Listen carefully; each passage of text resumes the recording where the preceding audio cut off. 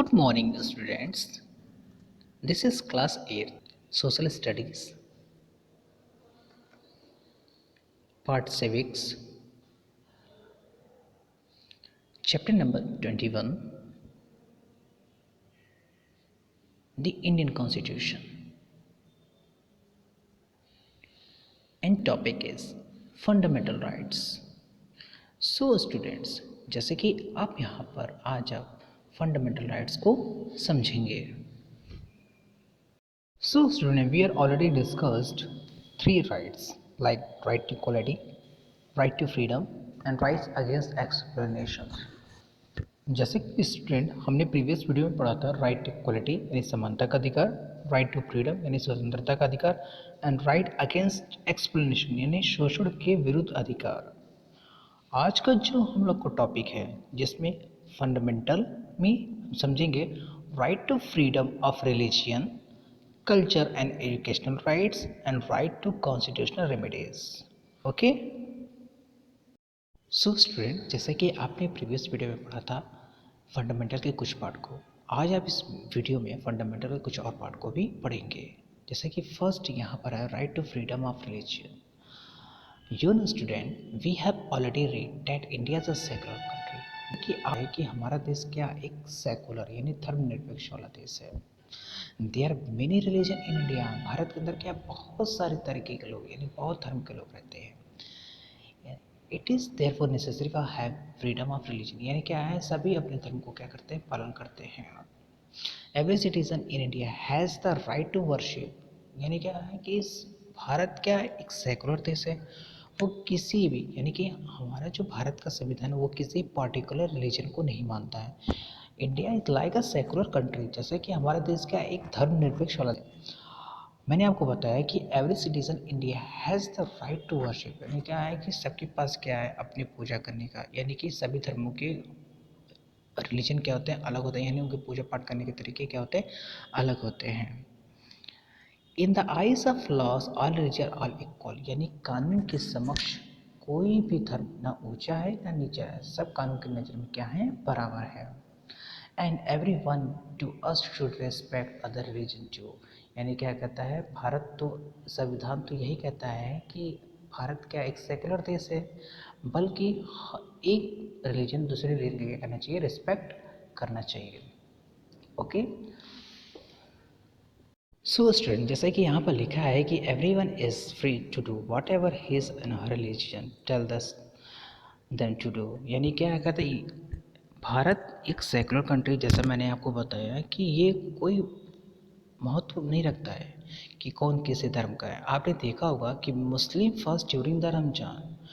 मुस्लिम जो होते हैं वो रमजान के समय क्या रहते हैं फास्ट रखते हैं और हिंदू लोग कब रखते हैं नवरात्रि के दौरान क्या करते हैं व्रत रखते हैं. तो इंडिया फ्रीडम ऑफ रिलीजन से मतलब क्या है कि भारत के संविधान के अनुसार भारत कभी किसी पर्टिकुलर रिलीजन को सपोर्ट नहीं करता है. सब कानून के समक्ष क्या है बराबर हैं.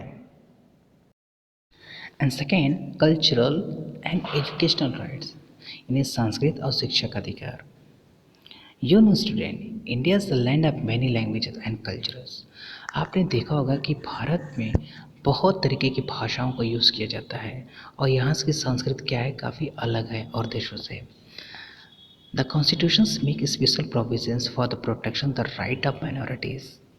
It's provided as any community which has a language that spread in on has the right the concept that develop same. आपने देखा होगा कि कुछ लोगों की क्या होती हैं जात की भाषा क्या होती है अलग होती है. आप जब तेलंगाना में चले जाएंगे, मद्रास चले जाएं, चेन्नई चले जाएं तो वहाँ की भाषाओं क्या है अलग है. लेकिन हम क्या we the people of India हम भारत के लोग हैं. हम ये नहीं कह सकते कि हम केरल के लोग हैं. We the people of India हम भारत के क्या हैं लोग हैं. तो कॉन्स्टिट्यूशंस में कुछ ऐसे भी चीज़ें हैं जिसमें ये साफ किया गया है कि कुछ जाति श्रेणी के आधार पर उनको क्या गया प्रोटेक्ट किया गया था. Articles 29 also provides that no citizen can be denied admission into the educational institution maintained by the state receiving aid from the state ground the religion, race, caste, language and any of them.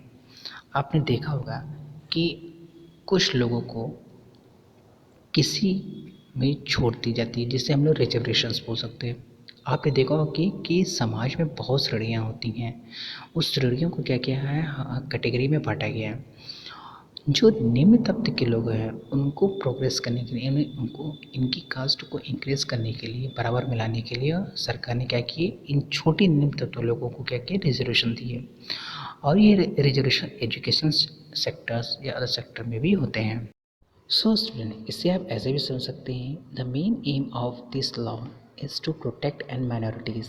We have multiple groups of people who are very less in number. आपने देखा होगा कि भारत के अंदर कुछ ऐसी भी जातियां हैं जो बहुत कम ही पाई जाती हैं, उनको सरकार क्या करती है, प्रोटेक्ट करती है।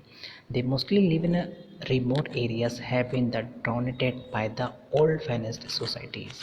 वो क्या होते हैं, बहुत ही कम पिछड़े वर्ग में रहते हैं। वो जैसे जैसे हाई सोसाइटी होती जाती है वो उसमें सम्मिलित नहीं हो पाते। And that is the reason we can include the certain castes and tribes in the village and the jungles away from the developing big city and the towns। आपने देखा होगा कि गांव और जंगलों में बहुत निम्न श्रेणी के लोग होते हैं, ना उनको एजुकेशन मिल पाती है, ना जो शहर से उनको शिक्षाएं या उनको अच्छी तरीके से और चीज़ें नहीं मिल पाती हैं, उनकी नेसेसरी पूरी नहीं हो पाती हैं। सो दे कॉल्ड दलित्स, उन्हें हम लोग क्या बोलते हैं, दलित्स बोलते हैं। सो स्टूडेंट, जैसे कि आप यहाँ पर राइट टू कॉन्स्टिट्यूशनल रेमेडीज यानी संवैधानिक उपचारों के अधिकार को समझ रहे हैं।